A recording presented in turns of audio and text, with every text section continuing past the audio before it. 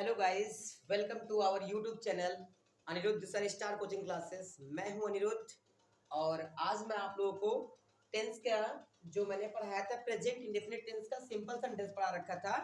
आज मैं आप लोगों को प्रेजेंट इंडेफिनिट टेंस का नेगेटिव सेंटेंस पढ़ाने जा रहा हूं। देखिए क्या होता है प्रेजेंट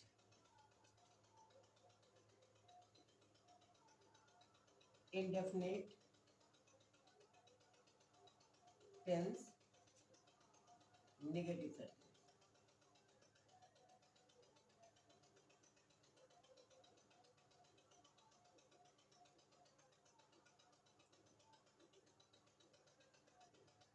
आज आप लोगों को ये पढ़ना है प्रेजेंट इंडेफिनिट टेंस का नेगेटिव सेंटेंस। देखिए इसकी जो आइडेंटिटी क्या होती है, पहचान क्या होता है कि सबसे पहले हम लोग क्या करते हैं कि ये बताते हैं कि जिन हिंदी वाक्यों के अंत में ता है, ती है, ते है, ता हूं आदि शब्दों में से कोई एक शब्द आए तथा नकारात्मक शब्द नहीं भी आया हो, नकारात्मक शब्द नहीं भी आया हो तो ऐसे वाक्यों को प्रेजेंट इंडेफिनिट टेंस के नेगेटिव सेंटेंस कहते हैं। देखिए इसका रूल हम जान लेते हैं क्या होता है। रूल में देखिए सबसे पहले होता है सब्जेक्ट, उसके बाद होता है हेल्पिंग वर्ब डू या डज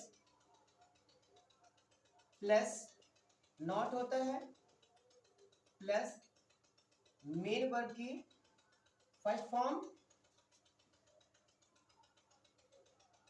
प्लस ऑब्जेक्ट और प्लस अदर, लास्ट में फुल स्टॉप।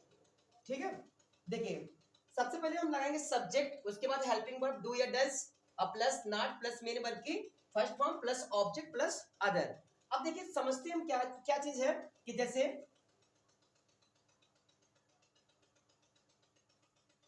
मैं एक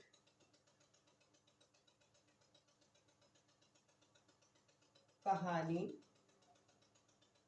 नहीं सुनाता हूं।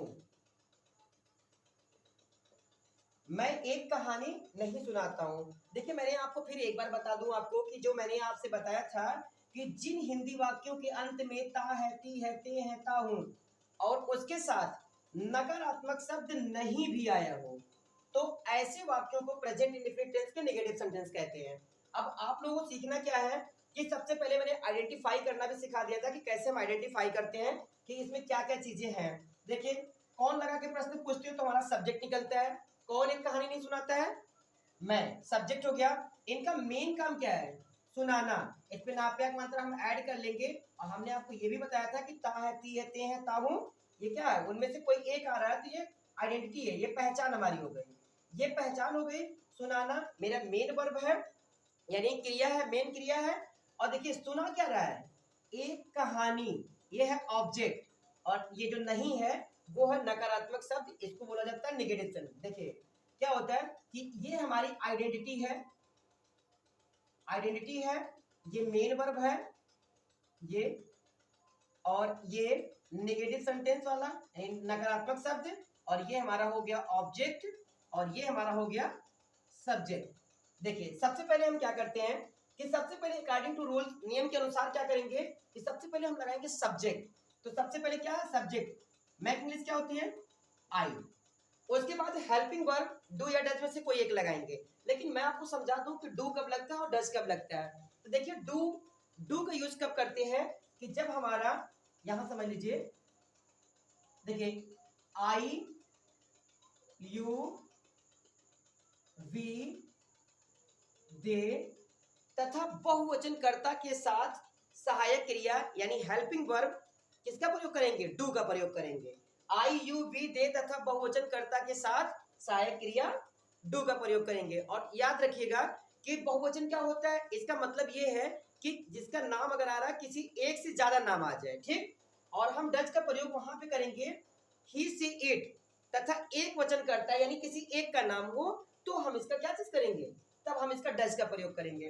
तो देखिए यहाँ पे हमारा ये आई, ये हमारा प्लूरल है तो हम इसके साथ किसका यूज करेंगे, डू या डज में से डू का यूज करेंगे, ठीक। तो हम लगाए आई डू। उसके बाद नहीं आया है, देखिए नहीं आया निगेटिव वाला, तो आप लगाओगे नहीं की नॉट। उसके बाद मेन वर्ब की फर्स्ट फॉर्म, देखिए मेन वर्ब है ना सुनाना, सुनाने को इंग्लिश में क्या बोला जाता है? रिसाइट। रिसाइट, रिसाइट मीन सुनाना। उसके बाद मेन वर्ब की फर्स्ट फॉर्म हो गई। उसके बाद ऑब्जेक्ट कह रहा है, तो ऑब्जेक्ट देखिए एक कहानी है ना, तो रिसाइट अ स्टोरी। समझ में आ गया? अब देखिए ये जो चीजें मैंने आपको बताया है ये बहुत इंपॉर्टेंट है, इसको बहुत अच्छी तरीके से समझ लीजिए। कि देखिए आइडेंटिफाई करना, सबसे पहले ये चीज किया जाता है कि हम कौन लगा के प्रश्न पूछते हैं तो हमारा सब्जेक्ट निकल जाता है। और इनका जो मेन वर्ब होता है, मेन काम जो होता है, जैसे इनका मेन काम क्या है? सुनाना। और जो कुछ सुना रहे हैं वो होता है ऑब्जेक्ट, और जहां सुना रहे हैं वो सब क्या होता है? अदर चीजें होती हैं। तो हम देखिए हमको इस तरीके से सीखना है। ये याद रखिएगा कि आई यू वी दे तथा बहुवचन कर्ता के साथ सहायक क्रिया आप क्या लगाएंगे? डू का प्रयोग करेंगे। और आप ही सी इट तथा सिंगुलर नाउन के साथ आप क्या चीज है? सिंगुलर, सिंगुलर के साथ आप क्या करेंगे? डज का प्रयोग करेंगे। ठीक, अब देखिए मैं आपको और बताता हूं, इसको देखिए इरेज कर दे रहा हूं। देखिए जैसे यहां वर्षा नहीं होती है।